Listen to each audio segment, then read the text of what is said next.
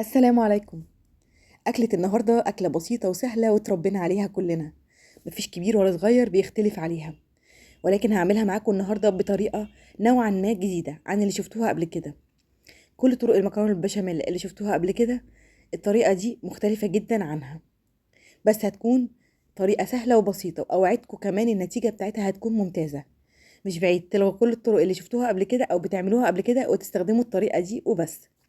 بس قبل ما ابدا الفيديو، لو كنت اول مره بتشوفوني، كالعادة لو انا عجبكم هلا الفيديو الفيديو هقول لكم يلا لايك وشير، وتعالوا بينا نقول بسم الله ونبدا على طول. طبعا المكرونه البشاميل عارفين هي خطوات. اول حاجه ببدا بيها واول خطوه ببدا بيها وهي تعصيج اللحمه المفرومه. طبعا بحط كميه حلوه كده من السمنه، حوالي معلقتين كبار، وبحط عليها ربع كيلو من اللحمه المفرومه. انا هنا بستخدم في صينيه المكرونه ربع كيلو مش اكتر. تمام. هبتدي اسيب اللحمه كده شويه على النار، تبتدي كده تفك من بعضها. هي فكه اوريدي يعني، بالفعل فكه، بس انا عايزاها تفك في السمنه يعني. هبتدي افكها واقلبها كويس لحد ما كلها تبتدي تاخد اللون البني اللي انتوا شايفينه ده. طبعا اخدتوا بالكم ان انا ما بداتش الاول بالبصل. خلاص بقلبها كويس، بديها تشويحه حلوه قوي، وبعد كده بقى بكون فارمه كميه من البصل، الكميه اللي انتوا تحبوها. بس عايزه اقول لكم كل ما هتكتروا في البصل، كل ما هيدينا تسكيره حلوه قوي قوي للحمه، وكمان هيكتر معايا الكميه.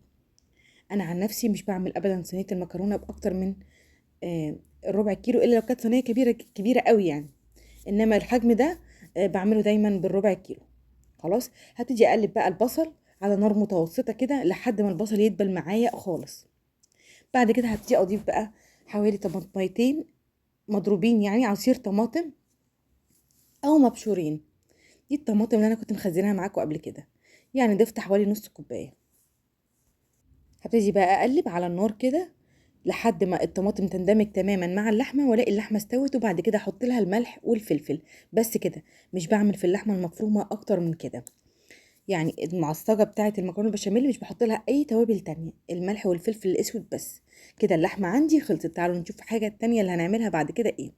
هنحضر مع بعض البشاميل. انا بحب البشاميل يبقى خفيف، فبعمله بالسمنه والزيت مع بعض. كميه السمنه بحط قدها زيت، يعني لو حطيت معلقتين كبار من السمنه بحط معلقتين كبار من الزيت. هنا انا حاطه 3 معالق كبار من السمنه وعليهم 3 معالق كبار من الزيت، وهنزل عليهم بقى بكميه الدقيق. كميه الدقيق هنا عندي مش بحددها، بس ممكن انزل بحوالي 4 معالق كبار من الدقيق. بنزل عليهم طبعا الحله سخنه جدا، ببتدي انزل تدريجيا كده واقلب.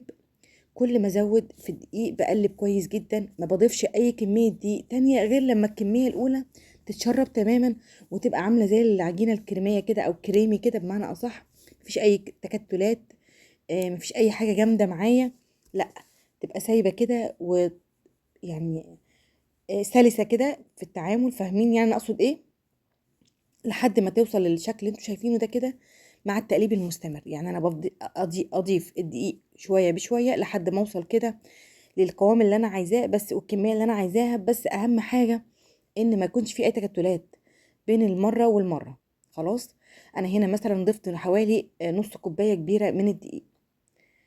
ليه؟ لان انا بحب عندي البشاميل يبقى كتير. بعد ما البشاميل اتحمر واخد اللون الذهبي الفاتح ده، بنزل عليه بمكعب من المرق. خلاص. وابتدي اديله تقليبه بسيطه جدا بس كده، ريحته تطلع مش اكتر. ما تستغربوش من اي اضافه بضيفها، خليكم بس جربوا الطريقه دي بجد وانتوا مش تندموا.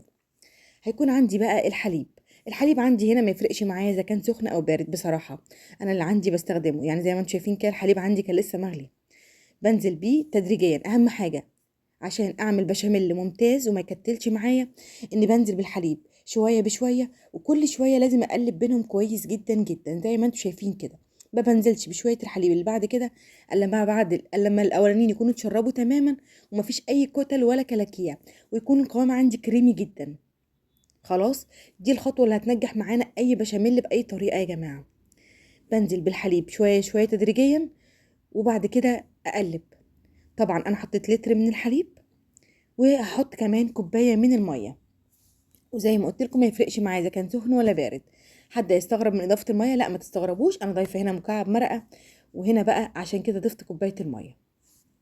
على فكره نقدر نضيف نص الكميه بس حليب والنص التاني ميه، مفيش مشاكل. كده البشاميل اللي عندي جاهز، نركنه على جنب يبرد. تعالوا بقى نشوف المكرونه زي ما بنعملها عادي جدا. هبتدي احط بستخدم عندي هنا كيس اللي هو 450 جرام في ميه بتغلي، وبسيبه يستوي 3 ارباع سوا بس. خلاص، بسيب المكرونه عندي ما تستويش سوا كامل، لا 3 ارباع سوا، وبطفي عليها وبصفيها. وبعد كده هشوف هعمل فيها ايه. زي ما قلت لكم انا بعمل حاجات مختلفه شويه في المكرونه عندي. هحط عليها بعد ما صفيتها معلقه كبيره من السمنه البلدي، شويه من الفلفل الاسود، وكمان شويه من الملح. بس كده. وبقلب المكرونه بتاعتي، مش بشطفها يا جماعه. خلاص. انا بصفي المكرونه على طول وبجيبها دايما على طول كده في الحله تاني، معلقه من السمنه على معلقه من الفلفل الاسود وخلاص كده، والملح وتمام. تعالوا بقى نشوف البشاميل اللي عندي هعمل فيه ايه. البشاميل اللي دلوقتي برد خالص. هبتدي بقى اجيب 2 بيضه، وده الجديد اللي انتم بتعملوهوش تقريبا. انا بضيف على البشاميل اللي عندي والمكرونه البشاميل دايما بيض. خلاص. زي ما انتم شايفين مش كتير، يعني من 2 ل3 بيضات. هنا البيض حجمه وسط. هبتدي بقى ارب البيض كويس قوي قبل ما انزل بيه على البشاميل. تمام كده. يلا بقى ننزل بيه على البشاميل، وزي ما اتفقنا البشاميل عندنا بارد خالص. خلاص كده. هبتدي بقى بعد كده انزل بس كمية البيض كلها. هبتدي اقلب كويس جدا زي ما كنت بعمل في اضافة الحليب بالظبط. هقلب كويس جدا، وهاخد كده من قاع الحلة من تحت عشان مش عايزة يكون في اي حاجة مكتلة مثلا. انا مش واخدة بالي منها، بس هضيف الاول شوية من الفلفل الاسود وكمان الملح. وهي دي اضافاتي اللي بضيفها للبشاميل مش اكتر، الفلفل والملح. ابتدي اقلب كويس جدا بقى. طبعا انا مكتره هنا الفلفل الاسود شويتين علشان البيض. زي ما انتم شايفين بحاول اخد من قاع الحله واقلب كويس قوي، وايدي كده زي البشاميل زي ما كنت بقلبه بالظبط في الاول وانا ما اضيف الحليب او الميه، لحد ما يبقى كريمي كده ومفيش اي تكتلات في البشاميل. كده البشاميل عندي جاهز. يلا بقى في الصاج اللي هستخدمه او الصينيه، انا هنا بستخدم قالب بايركس زي ما انتوا حابين. دهنه حلوه من السمنه، وباخد طبقه من البشاميل اللي عملته وبفردها في قاع الصينيه عندي، ايا كان نوع الصينيه ايه. وعايزه اقول لكم ان طبقه البشاميل دي بتحافظ لي على المكرونه بعد كده انها تخرج سليمه، ما تبقاش فيه مكرونه لازقه في الصاج او الصينيه عندي من تحت. بوزع البشاميل كويس في الصينيه. طبعا في ناس بتدي للمكرونه وهي قبل ما تحطها كده معلقتين 3 من البشاميل وتقلب. لا انا مش بعمل كده. انا بكتفي بطبقه من البشاميل من تحت وطبقه من فوق. وعايزه اقول لكم بتطلع في منتهى الروعه والجمال، والبشاميل بيبقى مغطي ومغرق الدنيا وتمام التمام. يلا بقى الطريقه المعتاده بتاعتنا في رص المكرونه بالبشاميل. طبقه كده من المكرونه في الصينيه من تحت هفردها كويس طبعا، وبحاول اخلي بالي ما يكونش فيه اي حته ما فيهاش مكرونه. خلاص كده تمام. بعد كده بقى هجيب اللحمه المتعصجه بالصوص الطماطم. طبعا عايزه اقول لكم اللحمه بتخلي طعمها الطماطم حلو جدا جدا. لو ما كنتش بتعملوها بصوص الطماطم في تعصيجه المكرونه او في التعصيجه للمكرونه بشاميل، جربوها هتعجبكم جدا جدا. هتنقل المكرونه تقريبا في حته تانية خالص. انا زي ما قلت لكم كده هي غريبه شويه، بس بتدينا طعم روعه في الاخر. بغطي كميه اللحمه بتاعتي كلها للقالب بتاعي او المكرونه كلها، بحاول اغطي على قد ما اقدر. تمام.